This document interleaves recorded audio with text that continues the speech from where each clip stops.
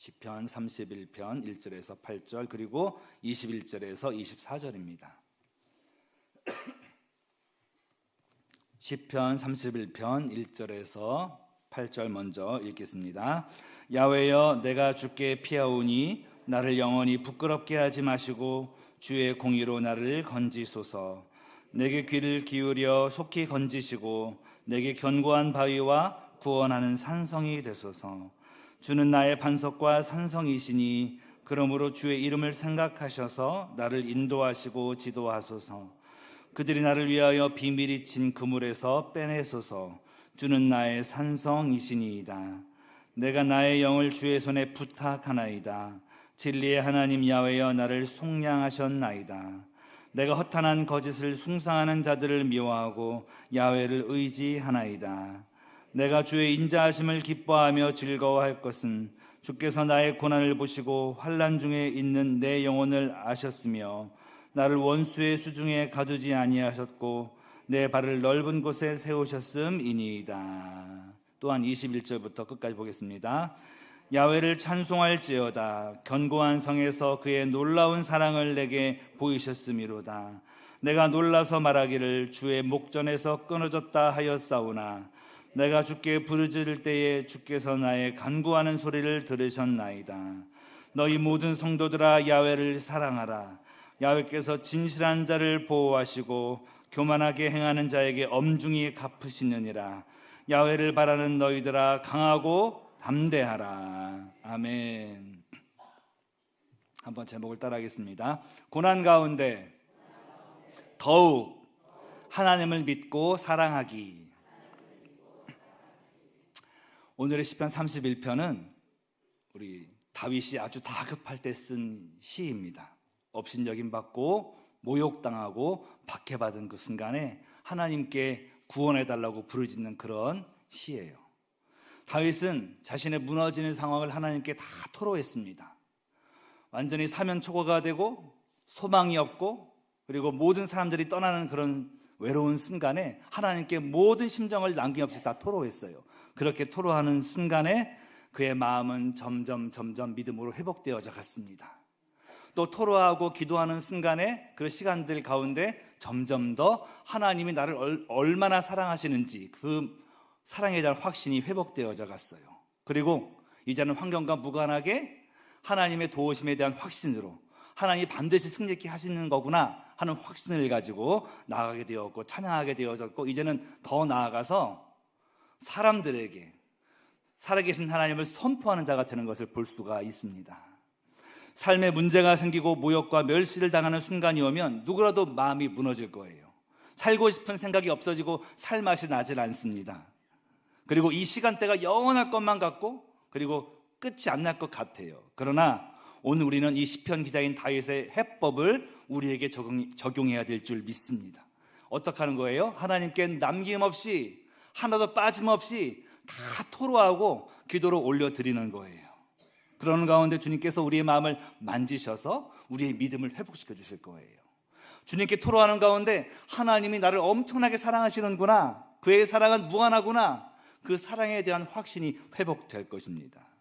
그래서 나아가서 환경보다 하나님을 크게 보는 가운데 상황이 해결되지 않았을지라도 찬양하는 자가 될 것이고, 또 하나님의 역사를 본 우리는 많은 사람들에게 하나님은 살아계셔라고 선포하고 하나님 안에서 강하고 담대하라고 외치는 우리가 될 줄 믿습니다. 저는 저를 설교자로 불러주신 하나님께 감사드려요. 문제가 해결된 것만 설교할 수 있다면 무엇을 설교할 수 있겠습니까? 저는 제 설교를 듣는 제1청자가 가장 가까운 자가 저라는 생각을 가지고 설교를 준비하고 설교를 선포해요. 삶에 문제가 생기면 흔들리고 헤매고 쓰러지고 무너지는 나이지만 오늘의 다윗처럼 하나님께 울부짖는 것 말고는 할 것이 없기에, 할 수 있는 게 없기에 부르짖는 것이고요. 그런 가운데 하나님이 나를 얼마나 긍휼하게 보시는가를 알게 되어지고 그 시간들을 묵묵히 걸어가게 되어지고 결국에는 모든 일들이 합력해서 서로를 이루었음을 제가 맛볼 수가 있었습니다. 때로는 죄도 짓고 때로는 중독도 걸려보고 남보다도 부족한 점이 투성이기 때문에 더 주님께 매달리게 되고 더 주님께 기도하게 되는 거예요. 그리고 그것이 귀한 약이 되었을 때 하나님의 그 역사는, 예수님의 복음은 이와 같은 나를 살렸구나 할 때 이것이 약이 되어서 이걸 전해드릴 때마다 많은 성도님들이 치유되는 것을 보게 될 때 저는 놀랍습니다. 하나님의 역사, 은혜, 여러분에게 있는 그 고난들도 다 복음을 직면할 때 다 약이 되어서 많은 사람들을 살리는 도구가 될 줄 믿습니다. 첫 번째로, 고난 가운데 하나님의 사랑을 확신하면서 현실을 이겨나가시기를 축복합니다. 따라하겠습니다. 고난 가운데 하나님의 사랑을 확신하며 현실을 이겨나가라. 오늘 말씀 시편 31편 7절을 세 번역으로 같이 읽어보겠습니다. 주님의 한결같은 그 사랑을 생각할 때마다 나는 기쁘고 즐겁습니다. 주님은 나의 고난을 돌아보시며 내 영혼의 아픔을 알고 계십니다. 지금 고난 한가운데 있지만 이 시편 기자인 다윗은 뭘 생각했어요? 주님의 한결같은 사랑을 생각했어요. 또 21절도 읽어보겠습니다.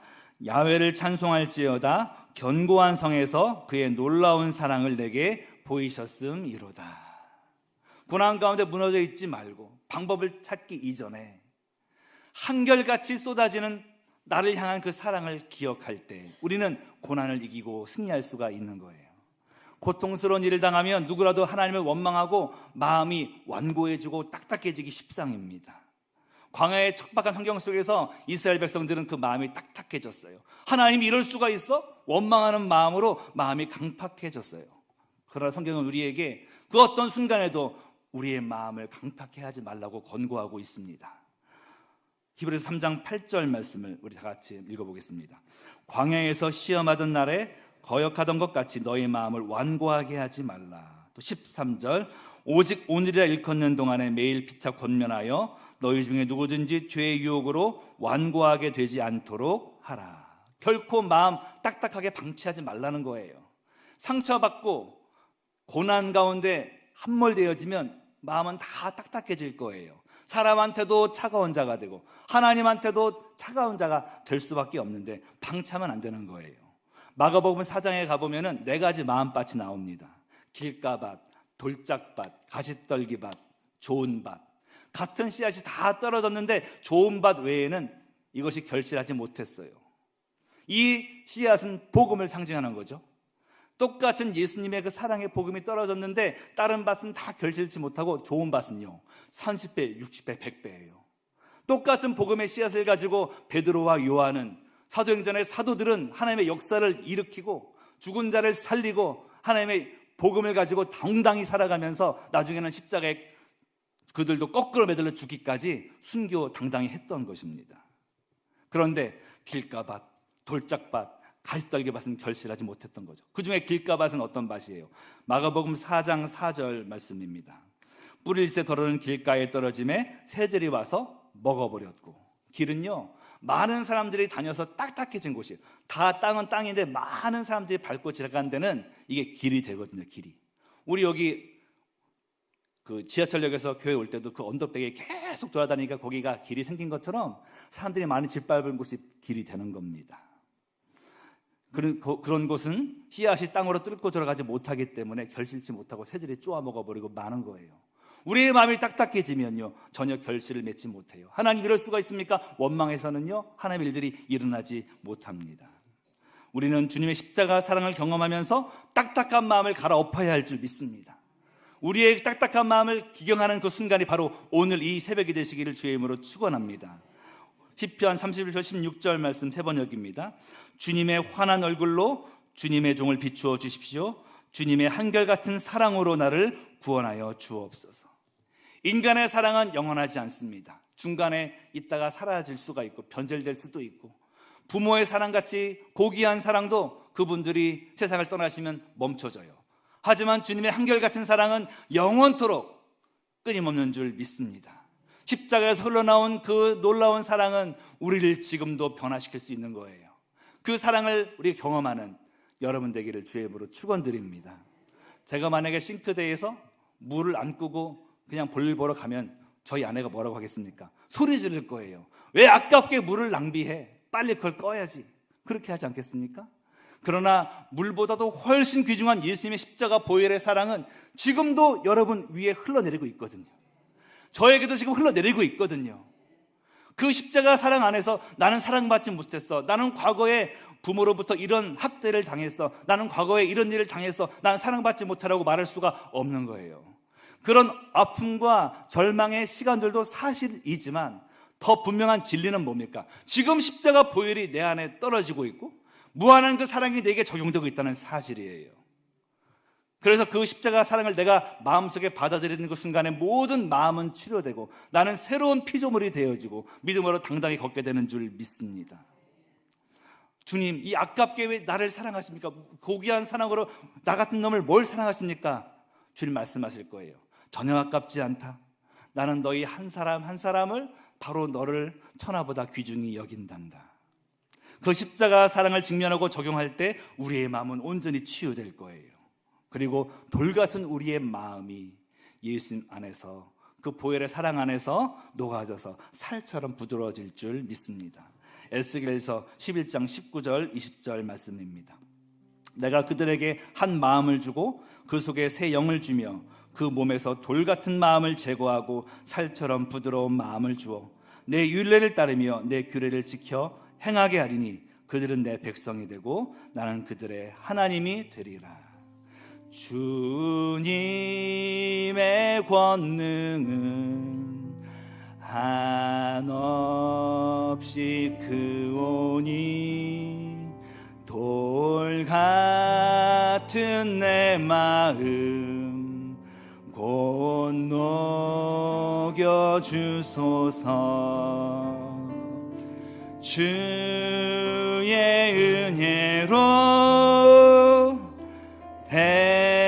대속하여서 비와 같이 붉은 죄는 같이 이겠네. 우리의 돌같은 딱딱한 마음이 오늘 십자가 사랑으로 녹아지게 되시기를 주님으로 축원합니다. 그 사랑을 경험하고 경험해서 결코 마음이 강팍하게 되도록 방치하지 마시길 바라요. 부드러워지시길 바라요. 그래서 그 사랑을 힘입고 확신하고 확신해서 다윗의 이 상태까지, 어떤 상태까지? 시편 27편 4절의 상태까지 가게 되시길 바랍니다. 내가 얇게 바라는 한 가지 일 그것을 구하리니 곧 내가 내 평생에 야훼의 집에 살면서 야훼의 아름다움을 바라보며 그의 성전에서 사모하는 그것이라.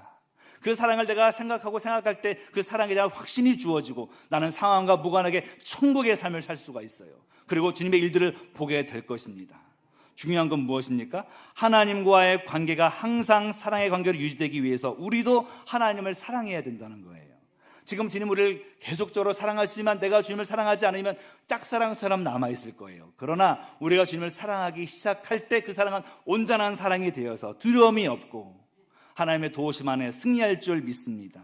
요한일서 4장 18절 말씀입니다. 사랑 안에 두려움이 없고 온전한 사랑이 두려움을 내어 쫓나니 두려움에는 형벌이 있음이라. 두려워하는 자는 사랑 안에서 온전히 이루지 못하였음이니라. 우리는 온전한 사랑에 들어가기 위해서 어떻게 해야 돼요? 하나님을 사랑해야 합니다. 나는 주님을 사랑합니다. 나도 주님을 사랑합니다. 나의 힘이신 야훼여 내가 주를 사랑하나이다. 시편 31편 23절 말씀 다 같이 읽겠습니다. 너희 모든 성도들아 야훼를 사랑하라. 야훼께서 진실한 자를 보호하시고 교만하게 행하는 자에게 엄중히 갚으시느니라. 인간의 사랑도요 때로는 기적을 일으키더라고요. 호주에서 2010년 3월에 케이트 오그라는 그 여자가 쌍둥이를 낳았는데요, 예정일보다 훨씬 더 일찍 아이들이 태어났기 때문에 어려운 그런 출산이었습니다. 그 중에서 한 아이는 건강하게 나왔지만 그 또 하나의 아이, 이 제임이라고 하는 이 아이는요 숨을 쉬지 않는 거예요. 호흡을 하지 않습니다. 그렇게 20분 동안 호흡을 하지 않으니까 의사가 사망 진단을 내려버렸습니다. 그런데 이 부부는 포기하지 않았어요. 사랑하는 마음으로 마지막으로 작별 인사라도 하고 싶어요 하고 그 아빠랑 같이 엄마가 아이를 가운데 놓고 꼭 껴안았습니다. 그리고 2시간 동안 계속 사랑한다고 속삭여 줬어요. 그리고 마지막으로 아기에게 젖을 물렸는데요, 놀라운 일이 일어났어요. 젖을 물린 지 2시간이 지났을 때 아기가 숨을 쉬고 기운을 차리기 시작한 것이고 손가락도 움직였습니다. 깜짝 놀라는 엄마가 의사를 불렀고 그 기적에 대해서 모두 놀라는 일이 일어나게 되어졌고 건강이 회복하고 살아났어요. 분명히 숨쉬지 않는 사망진단 난 아이인데 부모가 사랑하면서 사랑한다고 속삭여줬을 때 살아나는 것을 보게 된 것입니다. 그래서 지금 건강하게 자랐다는 그 이야기를 5년 후에도 제가 뉴스로 본 적이 있고 지금 중학생쯤 됐을 것입니다. 연약한 인간의 사랑도 이와 같은 기적을 일으킬 수 있다면요, 하물며 무한하신 하나님 아버지의 사랑은 얼마나 큰 기적을 일으키겠습니까?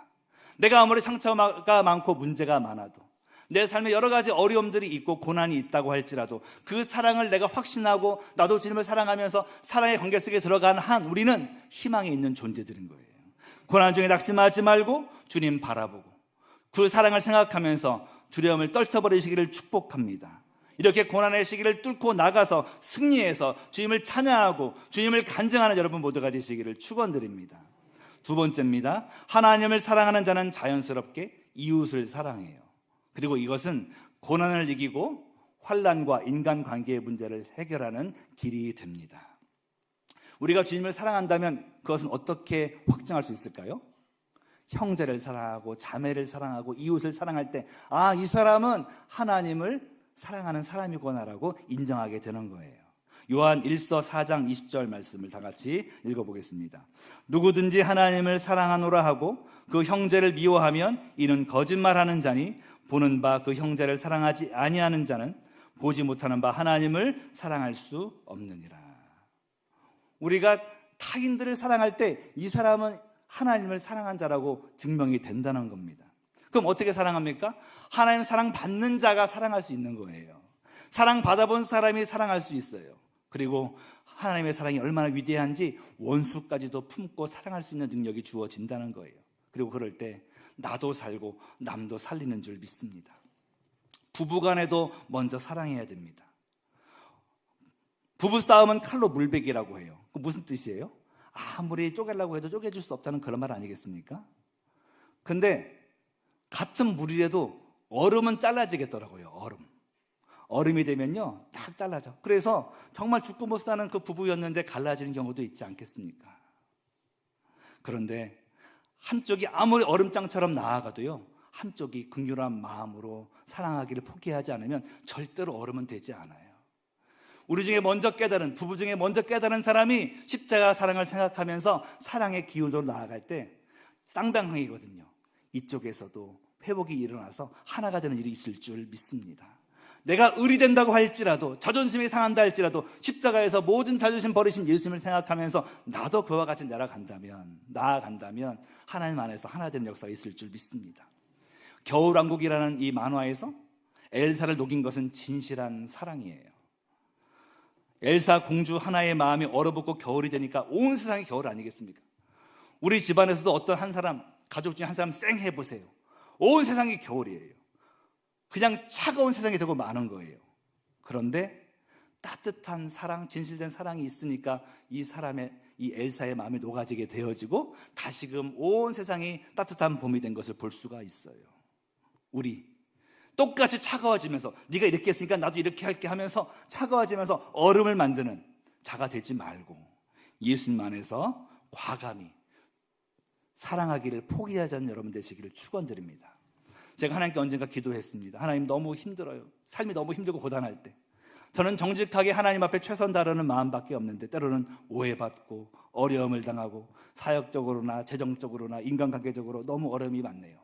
또 이럴 때에 또 집사람이 도와주면 좋은데 마음을 합해지면 좋은데 더 다투게 되고 더 싸우게 되고 어려워지고 마음이 쌩해지니까 얼마나 힘든지 몰라요. 하나님, 저 부모님도 다 천국 가시고 저 외아들인데 어디다가 마음을 둬야 됩니까?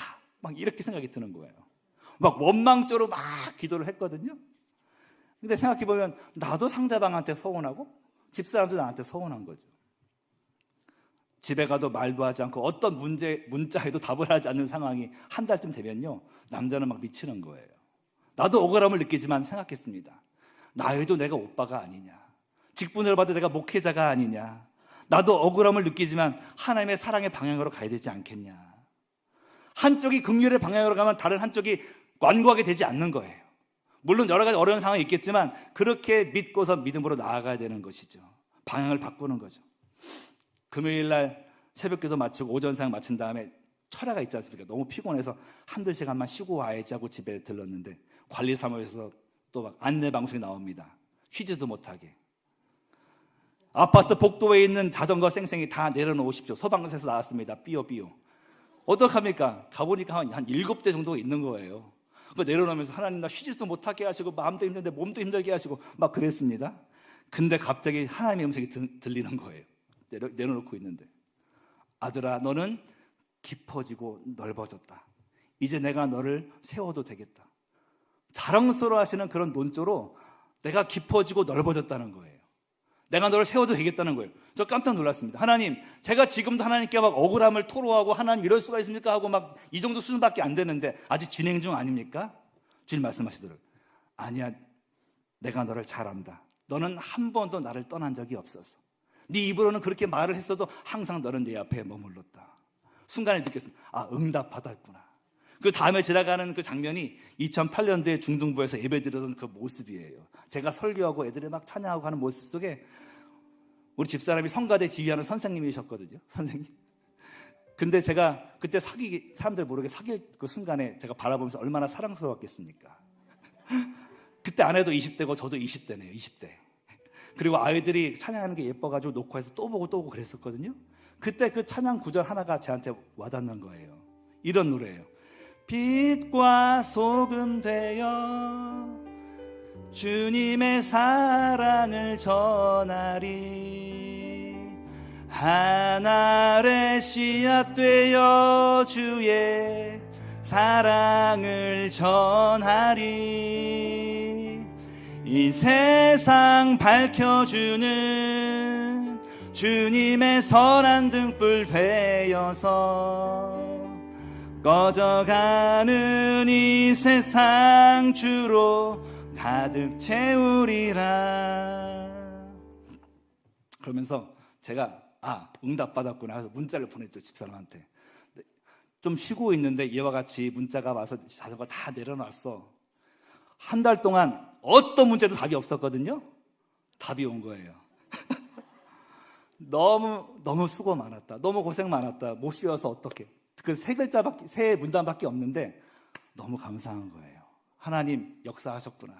그리고 문제가 다 해결돼. 그다음부터는 말도 잘하고요. 얘기도 잘하고요. 다시 위기를 넘어가게 되었습니다. 차가워진 여자 마음을 어떻게 바꿀 수 있습니까? 사람 마음 자체가 미스터리하지만 여자 마음은 진짜 신비한 거예요. 자기 스스로도 풀고 싶은데 안 풀어져. 이게 어떻게 풀려요? 하나님만 할 수 있는 건데 하나님이 저한테 그렇게 역사해 주셨잖아요. 나의 방향은 사랑하는 방향으로. 그럼 마찬가지입니다. 우리가 정말 어려운 그 사람들, 나에게 자꾸 오해해서 나를 힘들게 하는 사람들도 마찬가지예요. 그쪽으로 사랑을 계속 주는 내가 돼야 돼요. 나는 사랑할 능력이 없지만 십자가 보혈의 은혜로 사랑받은 나는 사랑의 방향으로 가게 되어지면 어느 순간에는 주님이 역사하실 때 기적이 일어날 줄 믿습니다. 여러 가지 문제와 어려움 환경 속에서도 주님을 사랑하고 마음을 딱딱하게 하지 마시고 주님 바라보세요. 주님의 은혜 가운데 놀라운 일들을 체험하고 찬양할 줄 믿습니다. 그리고 더 사랑하고 사랑하면 사랑하는 그곳에 마귀는 있을 수가 없는 거예요. 마귀와 귀신 내어 쫓을 때 예수님으로 떠나가라 막 10시간에서 떠나갈 할 수도 있겠지만요, 사랑하는 곳에 마귀는 없거든요. 있을 수 없거든요. 사랑함으로 안아줄 때 마귀가 나가는 것을 저는 많이 봤습니다. 천국 가신 온누리교회 하용조 목사님 책에서 봤는데, 군대 갔을 때 그 선임이 귀신 들려서 막 추운 겨울에 난로불에 머리를 집어넣고 죽으려고 하는 사람이 있었대요. 너무 다급한 상황이라 가서 안아주고 기도했는데 그 순간에 귀신이 쑥 나가는 것을 처음 봤다고 합니다. 마귀는 어떻게든지 서로 반목하고 투쟁하게 만들려고 해요. 서로 싸우게 만들려고 해요. 하지만 사랑하는 마음으로 용납하고, 내가 손해보지 뭐, 내가 의리되지 뭐, 내가 왜 의리돼야 돼? 예수님은 십자가에서 의리되게로 작정하시고 내려오셨지 않습니까? 그 예수님 생각하면서 나도 의리되게로 작정하고 나아갈 때 하나님이 너 정말 잘했다고 바꿔주실 것이고요, 사랑 안에서 모든 것이 해결되게 될 줄 믿습니다. 그래서 기억하면서 오늘도 주님 손에 다 맡겨드리고, 오늘 시편의 다윗의 고백처럼 주님께 모든 인생을 다 맡겨 올려드리는 여러분 되시기를 축원드립니다. 시편 31편 5절 말씀입니다. 같이 읽겠습니다. 내가 나의 영을 주의 손에 부탁하나이다. 진리의 하나님 야훼여 나를 속량하셨나이다. 주님을 사랑하고 이웃을 사랑하고 가족들을 사랑하고 영혼들을 사랑하면서 매 순간 나아갈 때 우리는 하나님의 일들을 보게 될 거예요. 내 삶을 주께 맡겨드릴 때 주님께서 일을 하기 시작하실 거예요. 그래서 역전을 체험할 때 하나님을 간증하게 될 것이고 찬양하며 전할 줄 믿습니다. 여러분 모든 삶 속에 때로는 고난이 다가온다고 할지라도 십자가 사랑과 무한한 하나님 사랑을 기억하면서 용기를 내고 주님을 사랑하고 영원 사랑하면서 역사를 체험하는 모든 인생 되시기를 축원드립니다. 주님께 맡기며 함께 찬양하겠습니다. 주님 손에 맡겨드리리 나의 삶 주님께. 주님 손이 나의 삶 붙드네 나 주의 것 영원히. 내가 믿고 사랑하는 분은 예수님이십니다. 내가 믿는 분 예수, 내가 속한 분 예수, 삶의 이유 되시네 내 노래 되시네 전심으로. 주와 함께 걸어가리라. 주와 함께 걸어가리라. 모든 길을 주 신뢰해 주 뜻 안에 나 살아가리. 주의 약속은 영원해. 내가 믿고 사랑하는 유일한 분은 예수님이십니다. 내가 믿는 분 예수, 내가 속한 분 예수, 삶의 이유 되시네 내 노래 되시네. 내가 믿는 분, 내가 믿는 분 예수, 내가 속한 분 예수, 삶의 이유 되시네 내 노래 되시네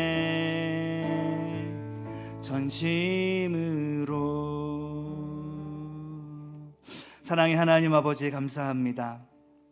다윗은 고난과 고통 그 한복판에서 하나님의 사랑을 생각했습니다. 모든 것이 끝나버릴 것만 같은 좌절의 순간에 그는 무너져 있지만 않고 딱 한 가지 마음을 들어서 하나님 아버지의 무한한 사랑을 생각했습니다.